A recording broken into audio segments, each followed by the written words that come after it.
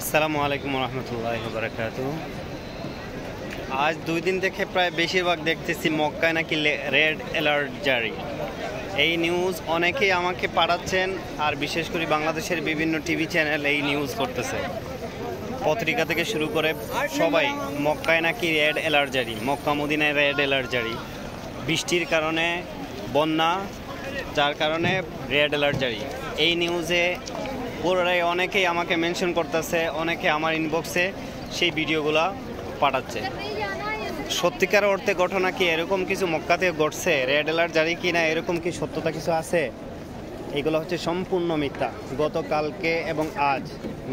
এবং আজ 1 ফুটও বৃষ্টি হয় নাই মক্কাতে কোনো বৃষ্টি নাই, রেড অ্যালার্ট বলতে কিচ্ছু নাই।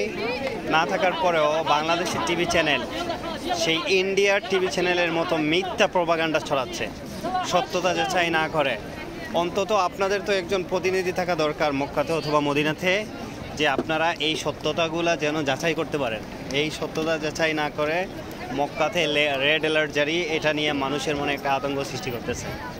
এই কিছুক্ষণ আগে এক ভাই, উনি বর্তমানে কাতারে আছে ট্রানজিটে, ওইখান থেকেও ফোন দিয়ে বলতেছে, ভাই মক্কাতে কি রেড অ্যালার্ট জারি, আমরা কি ঢুকতে পারবো না, কাহিনীটা কি?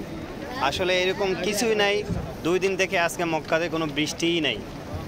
বৃষ্টি না থাকার পরও বন্যা কীভাবে আসে? আর মূল ঘটনা হচ্ছে মক্কাতে কিছু বৃষ্টি হওয়ার পরে অল্প কিছু সময়ের ভিতরে 1 থেকে 1.5 ঘন্টার ভিতরে পুরোটা রাস্তা থেকে পানি চলে যায়, বন্যা চলে যায়, পানিটা শুকিয়ে যায়।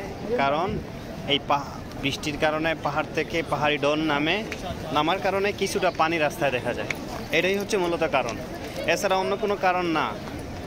আর এগুলো যাচাই না করে টিভি চ্যানেল এইরকম মিথ্যা সব প্রপাগান্ডা দিয়ে বাংলাদেশের নিউজ চ্যানেল পুরোটাই দামি দামি নিউজ চ্যানেল এগুলো নিউজ করতেছে।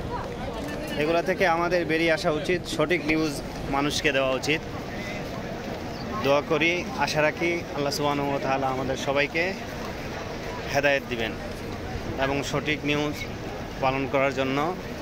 করার জন্য তৌফিক দিবেন।